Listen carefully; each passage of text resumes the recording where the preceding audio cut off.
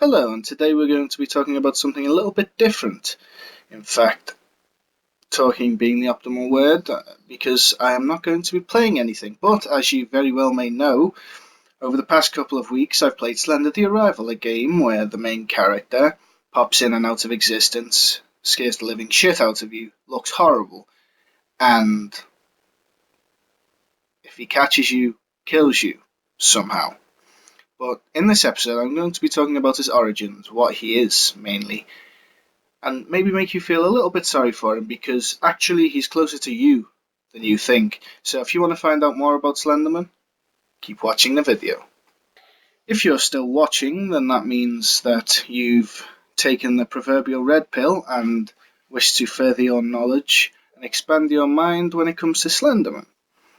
Now, before I tell you this theory, it's worth noting that this is just a theory. There is no written evidence by the creator of Slenderman that this is true. However, people have adopted it due to its eerie closeness, and it'll ring so many bells. The theory is, and there are 3 points that I would like to point out to back this up, that Slenderman is us from an animal's perspective. So in the Slender games, you play as if you were an animal, and Slenderman is you.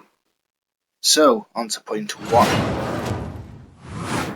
The first point I want you to consider is that he's so tall and slim, and to an animal that's stocky, that's on four legs, it walks on four legs, it's wide and it's long and it's short, that humans look creepily tall, really skinny, walking on two legs, so disproportionate compared to what we know.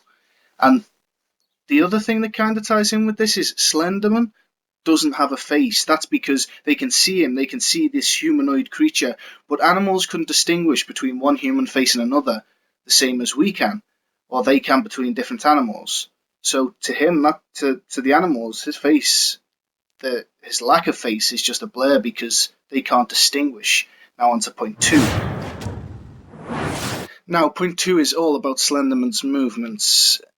He is able to disappear and reappear almost magically, but to an animal, a human hunter who uses camouflage can disappear and reappear instantly. The hunter in the forest is always one step ahead of the deer. The deer can run and run and run, but that hunter will always be on its tail.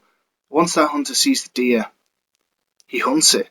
That's what we do best. Our hunting technique is stealth. There are many animals that are stronger than us, but we win because we have stealth and tactics, and the deer can't comprehend the tactics of the hunter because he is so much smarter, and that's what Slenderman appears to be to us. Now on to point three. My third and final point is most horrific and saddening of all, yet most true. When Slenderman catches you, there's a horrific loud noise, and then the feeling of confusion followed by death that you don't know how it occurred. Just as when a human hunter catches its prey in the woods, the human hunter stands there aiming the gun, still as anything, aiming at this creature, but all this creature knows is it's seeing the hunter standing staring at it, and then there's a horrific loud noise which terrifies the creature, and then the creature looks down and examines its own body as it feels pain in certain places. It just sees holes that have appeared out of nowhere. That hunter hasn't moved. Utter confusion strikes the creature. It doesn't know how it's dying, but it is, and it can't comprehend the weapon of the hunter, just as we can't comprehend Slenderman. We can't comprehend his killing tactics. All we know is that we're dying from him, and we don't know why.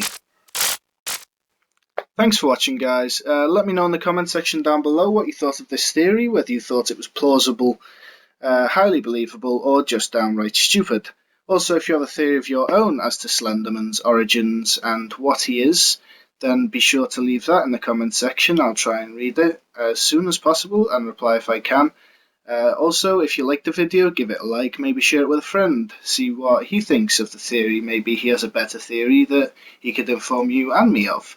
And if you want to keep up to date with my channel, be sure to subscribe. I regularly upload. So I'll see you in the next video.